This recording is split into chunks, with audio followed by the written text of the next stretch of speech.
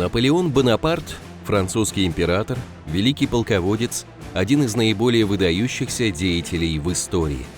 Его отличал высокий интеллект, поразительная память и невероятная работоспособность. Генеральские погоны он примерил в 24 года, а в 34 стал императором. Его армия, или как ее еще называют Великая армия, считается одной из самых сильных в мировой истории. В чем же была ее сила? Наполеон часто говорил: на войне 3/4 успеха зависят от моральных факторов, и только 1/4 от материальных сил. И одним из главных факторов высокой морали армии Наполеона являлось равенство прав и возможностей. В солдатской среде, где после революции крепко усвоили начало равенства, ни знатность, ни богатство, ни высокое образование не могли являться базой для создания авторитета. Офицеры и генералы должны были быть такими же солдатами, но более возрастными, более опытными, более способными разбираться в боевой обстановке, примером солдатских добродетелей. Каждый солдат должен был чувствовать возможность подняться по лестнице военной иерархии. Не берите слишком молодых людей. Есть много старых капитанов, старых лейтенантов, старых суплейтенантов, которые воевали и которых нужно повышать в первую очередь, наставлял в 1809 году император принца Евгения, который щедро раздавал высокие чины молодежи из хороших семей. Наполеон любил говорить, что каждый его солдат носит в своем ранце маршальский жезл, и это не просто красивая фраза. Многие маршалы Наполеона вышли из простонародья. В России и многих других армиях мира, конечно же, ничего подобного не было.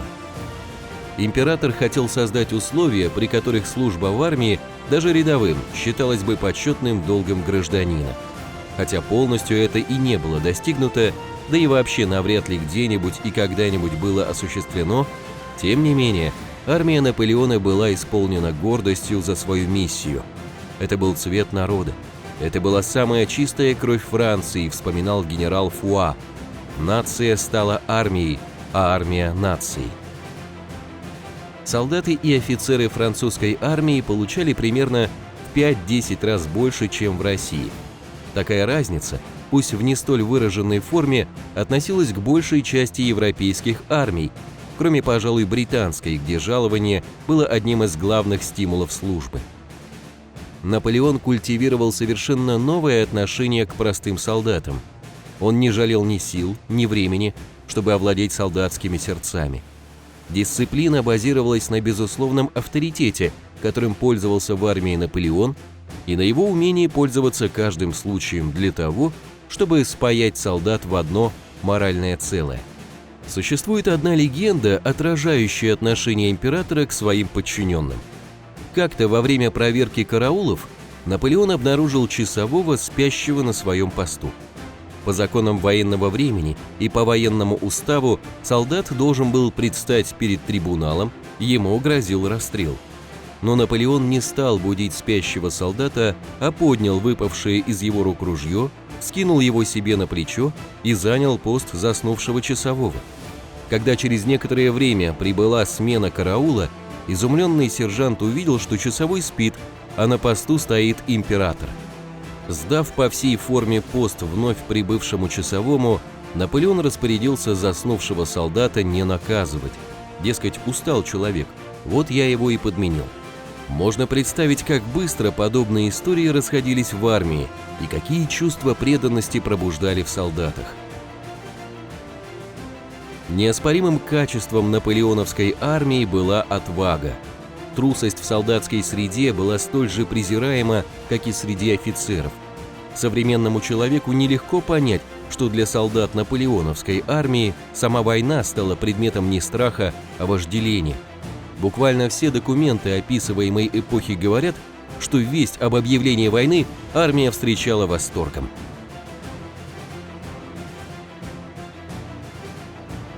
Командный состав Великой армии считался лучшим в мире. Ни одна армия не имела такого созвездия военных талантов, каждый из которых выдвинулся в генералы и маршалы исключительно благодаря своим дарованиям независимо от происхождения, родства или монаршего каприза. Подробно о полководцах Наполеона мы рассказывали в отдельном ролике. Одной из наиболее важных составляющих успеха французского войска стала его превосходная организация. В отличие от большинства других европейских армий, где военные корпуса разделялись по отдельным родам войск и были способны лишь на совместные действия, Великая армия была сформирована на автономных тактических боевых единицах. По сути, каждый корпус представлял собой уменьшенный вариант Великой армии, во главе которой, в зависимости от численности и важности миссии, стоял либо маршал, либо генерал. Несмотря на автономность корпусов, французский император строго следил за исполнением своих указаний, иногда отстраняя нерадивых командиров и лично управляя войсками во время решающих сражений. Элитным подразделением Великой армии бесспорно была гвардия. Солдаты гвардии были великолепно обучены и подготовлены тактически. Французская пехота со времен революции использовала новый способ боя, основанный на сочетании рассыпанных в цепи стрелков с колоннами. Этот способ пришел на смену линейной тактике, которая господствовала ранее.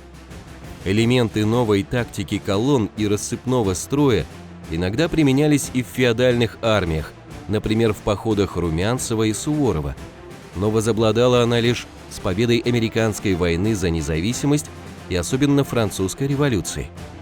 Дело в том, что для новой тактики требовалось изменение солдатского материала, а именно комплектование армии из свободных граждан, которые были бы сознательны, инициативны и полностью от солдата до генерала доверяли бы друг другу. Наполеон довел новый способ боя до высшей степени совершенства. Полную перемену произвел он в тактическом использовании кавалерии. Ввел атаку колоннами, первым стал формировать конницу в отдельные соединения из нескольких дивизий, то есть в кавалерийские корпуса, которые отличались небывалым ранее сочетанием мощи и маневренности. Еще большие перемены Наполеон произвел в артиллерии. Сам он, как известно, был артиллеристом. Используя более легкий лафет для полевых орудий, Наполеон сделал артиллерию оружием неслыханной до тех пор силы.